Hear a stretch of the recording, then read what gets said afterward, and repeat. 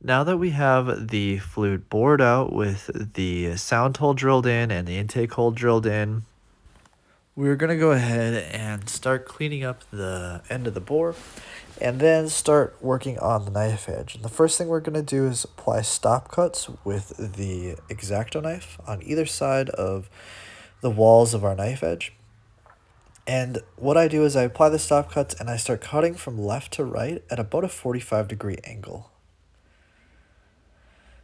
And I'll do this, and then I'll apply another stop cut on either side, and then go ahead and make more passes. And I do this until the knife edge is about a millimeter thick. I don't want to go too thin because we have our hole about the size that we need it, close to 7/32. So if you make the knife edge perfectly sharp right now, we're going to have to bring the knife edge down, which will lengthen our sound hole, and that's not what we would like. So make sure to leave your knife edge about a millimeter thick.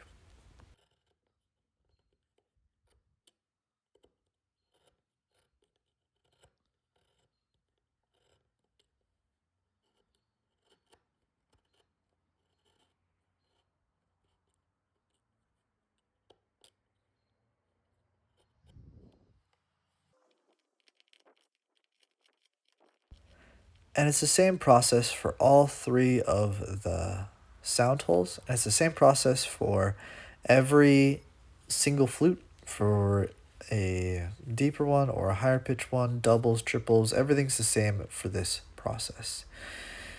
The only difference will be the size. So now I come in from the top with my file and I start filing it. And this is kind of just a pre-file. I'm not doing anything perfect yet.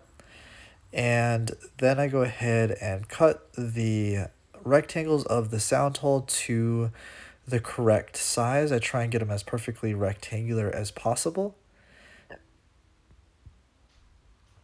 and close to the length. So just shy of 7/32 for the length of the sound hole.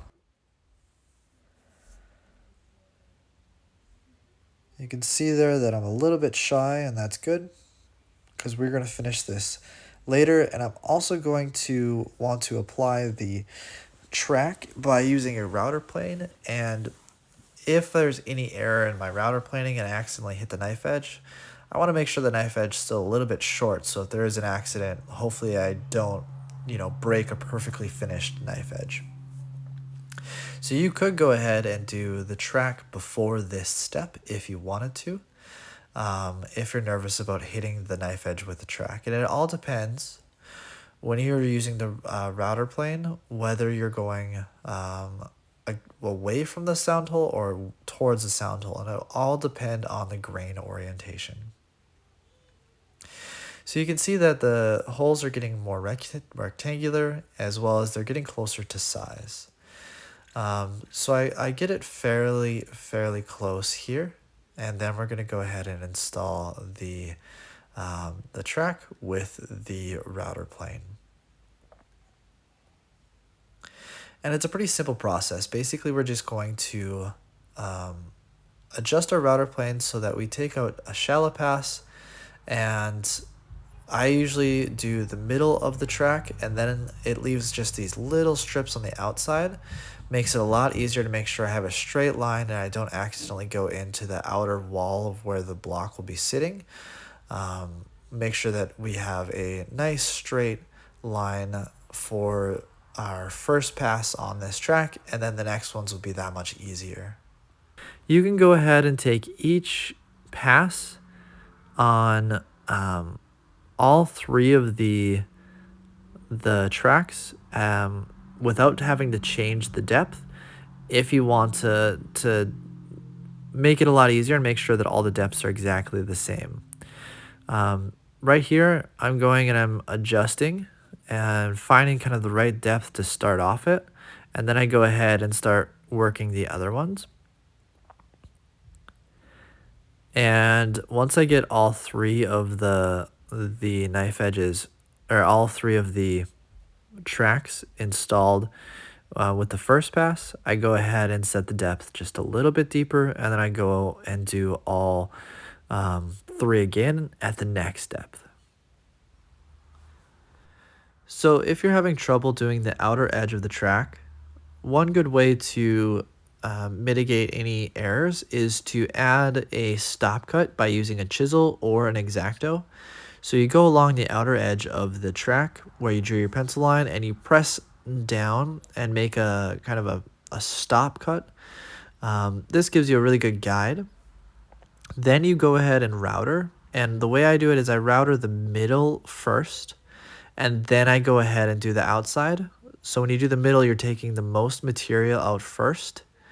And then when you go ahead and do the outside, it's a lot less material at one time, and it's less pressure, and so you have more control over it. So I use the caliper to set the to check the depth, and right now I'm at 0.024 inches deep, and I want to be 0.032. So I have 0.006 thousandths of an inch to go. So that's about one, maybe two more passes, depending on the depth that I set my router at. Now, the router will be roughly the same for all three of them, depending on the table and how flat it is. So you may want to double check all three of the depths. So when you're using your calipers and checking the depth, every caliper is going to be slightly different. So you really want to try and develop an ear so that you can really hear what you like. So if it's 0.034 and you really love the sound, your caliper is 0.034 that you want to set your depth at. Mine is 0.032 and it works very well. And then on the back end, I do 0.034, right at the kind of the back edge of the track towards the intake hole. So I slant that back from 0.032 to 0.034, and I find the sound gets very clear and more open, and more powerful. I really love the sound when I do that. So now that we have all the tracks installed, we're gonna go ahead and file our knife edges.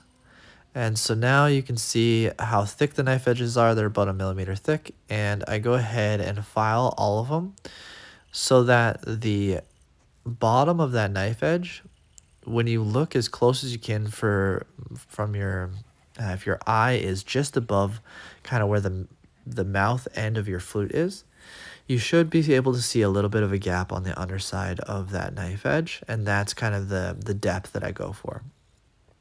So it should be that the air flows from the track and hits the knife edge, and the knife edge is just above the bottom of the track depth.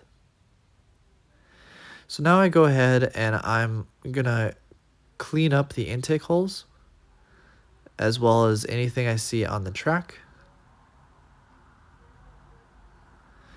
And so this is my technique to take that back edge down on the track too, to 0.034, is I just use a file and I file it back down and create a little bit of a slant.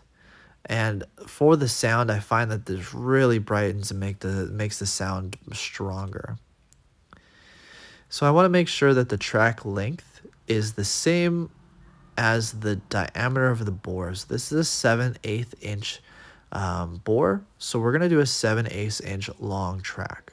So I use the X-Acto to kind of cut the track to length. On the slope of that intake hole, I can adjust that. So once I have those sanded down, rounded, and I have the back of the tracks filed, I go ahead and do the top cut on the knife edge, and it's going to be about 1/8 of an inch long, and we're just taking the slant down so that the knife edge is just above the track. So here's kind of the view that I love to look at while I make sure that the knife edge is at the right height, so I can see that there is space on the underside of that knife edge for that air to kind of hit and go down into the flute.